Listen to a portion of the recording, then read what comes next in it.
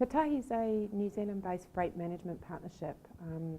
We started about 2.5 years ago, and it's an organisation that's about bringing like-minded New Zealanders, importers and exporters together to develop solutions which will allow New Zealand to be truly competitive, I guess, in the global space.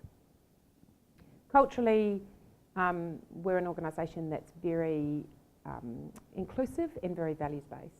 We started from a really good base of being able to involve our people in our values, so it's grown over the last 2.5 years to probably one of the most values-based organisations I've worked in.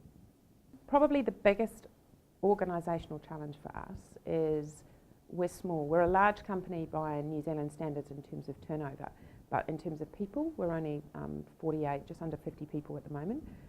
So our biggest organisational challenge is retaining that talent, growing, developing, and keeping the IP that those people bring to our business. The biggest opportunity, and most of the reason that people come to work here, is that we're, to a certain extent, breaking new ground. So it's exciting, it's new, and allows people to be part of something that's really meaningful. As I touched on the values-based part of our business, developing our people, one of our core 5 values is being innovative and evolving. It's why we were set up, to do things differently.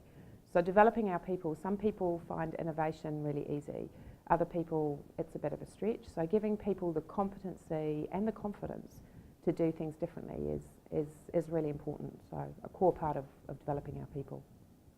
We worked on a program with Beyond that was going to cover 4 key streams of learning.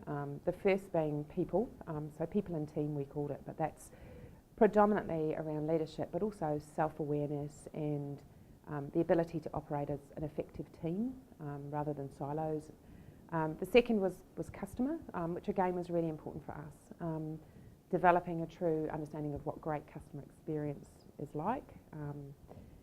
And the third was innovation, as I've already touched on. Innovation is a core part to why we exist, so we had a core stream around that. And then the last stream was the pure technical stream, so giving people some of the actual knowledge and the hard skills they need to do their jobs. We're delivering it in a combination of ways. We're delivering some of it in-house through our internal experts, but Beyond have helped us to upskill those experts.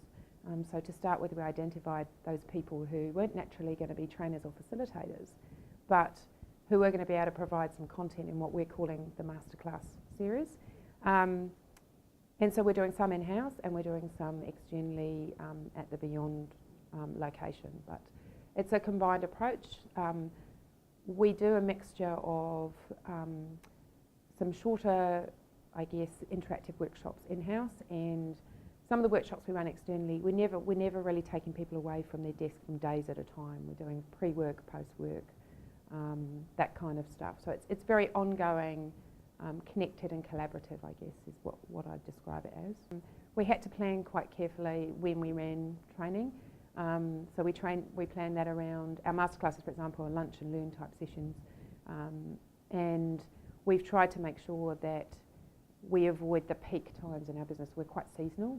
Export in New Zealand, it's primary produce, it's food, so there are certain times of the year when it's really busy. So we worked really closely with Beyond to program around our peaks so that people didn't feel that they were going to be under pressure from a workload. We have a lot of people run training in bites and then don't do anything. We've kept a program going that's had content that's connected, so people go on different workshops but there's a connection, and I think that's working quite well. So you're building on foundations and just getting more knowledge with each session that you do.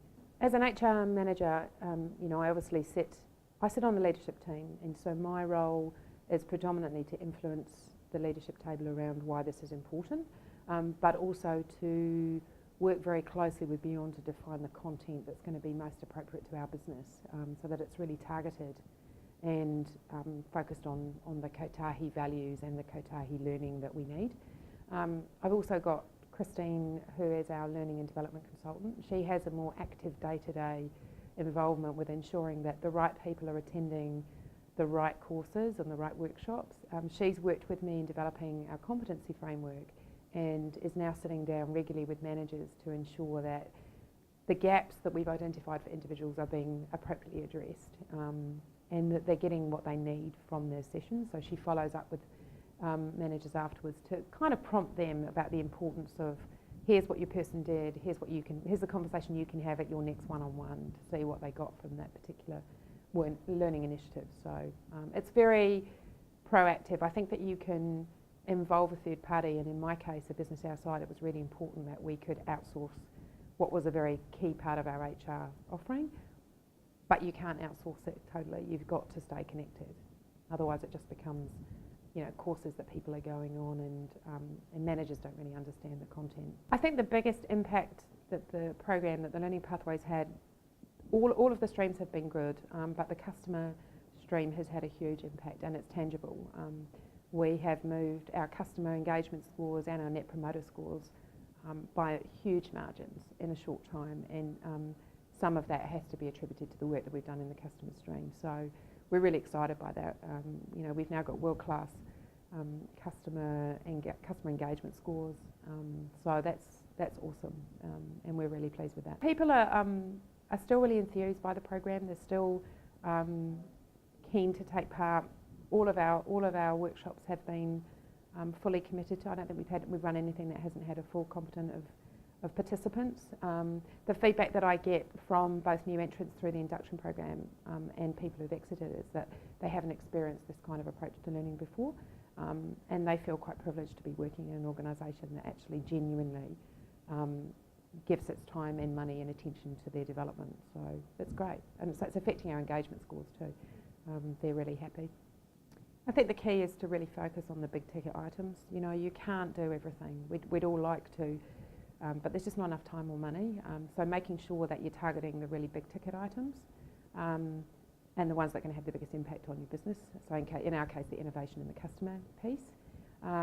The other piece is around looking after your talent, and that's the next phase of our journey with Beyond, is making sure that we target some of our development around our key talent, and making sure that they've got the opportunity to be part of something that's specific to them. So the business challenge that we're just about to launch is a real on-the-job, solve real business problems with the help of mentors and people who are going to actually be able to impact that learning, as well as internal sponsorship from the leadership team.